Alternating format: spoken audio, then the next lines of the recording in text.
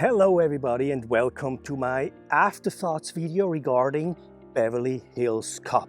Well, that was a fun movie, very entertaining. You know, it was a movie you kind of can just sit back and relax. You don't have to think too much, you know, it's just funny and entertaining, and that's exactly what the movie delivered. We liked it a lot and we're glad we saw it. Now, what made this movie funny was, of course, the character. Axel Foley's character, very unique. I haven't really seen a character like that on screen. You know, it's like this fast-talking, very witty, overly confident cop who talks himself into all kinds of situations. You know, he talked himself getting a suite at the booked-out Beverly Hills Hotel, so that was very funny to watch. And then, of course, he talked himself into being an inspector for an entire warehouse. That was probably one of my favorite scenes, how he just overtalked the security guard and then the manager and talked himself into inspecting everything. That was great. And then he also talked himself into a members-only Beverly Hills Club. That was also funny, the way he did it, because he always did it a little bit different, you know. So a very unique character.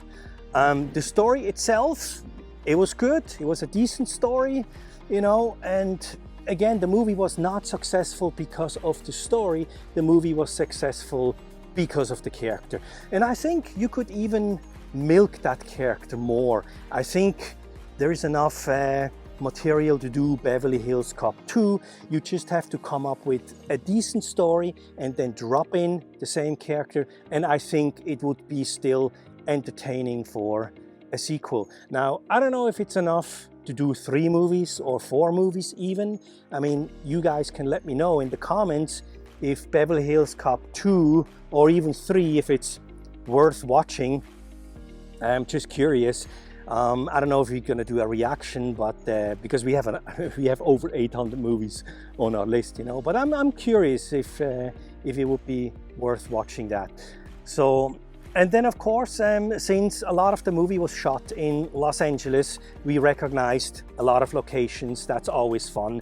You know, we saw the Beverly Hills Hotel, and then we saw Rodeo Drive and the City Hall, where the police department was.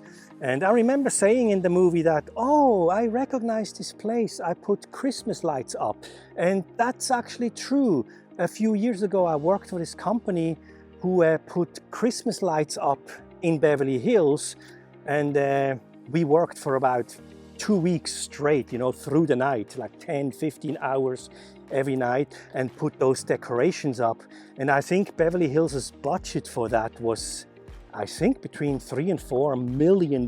So it was very elaborate, you know. But yeah, it was fun. And yeah, what else? Maybe one more note about what I read in an article about the director, because he said that when Mickey got killed, you know, in the hallway where Axel Foley lived, they were rushed out of this location, and we're very familiar with that, you know, you're being rushed out, time is up, you have to go, you know. Although one would think they have more money, they just pay more, but sometimes you just have to go. And they didn't get this one shot of Axel Foley. Once he gets hit on the head, they couldn't film that shot where he crashes to the floor or falls to the floor and is unconscious, you know. So they didn't have that. And he said that some people were a little bit confused where Axel Foley was during this entire scene. And I remember Jessica said, "Where is Axel?" And I said, well, I guess he got knocked out or something, but it wasn't quite clear, you know. So the director said he regretted not getting that shot, but you know, what can you do? You sit in post-production, you put the stuff together, and it's like, oh, damn, I wish we would have gotten that shot. But you know, that's just something filmmakers have to deal with. But of course, it still worked out.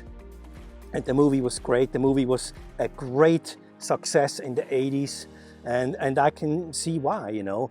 And of course, I'm not going to compare Beverly Hills Cop with The Devil's Advocate, for example, because I always judge the movie for what it is. And Beverly Hills Cop was a fun action, comedy, crime, and it completely delivered, you know. Now, The Devil's Advocate, of course, it's a much deeper movie and has a lot of different levels, and it's not just about entertaining, it's also about life and the spiritual world we're living in. So I don't compare those films together. I think Beverly Hills Cop was a solid movie. It worked, it was funny, it was entertaining, and I'm glad I saw it. So thanks for the recommendation, and please subscribe to our channel, and I see you in the next video. Okay, thank you, bye-bye.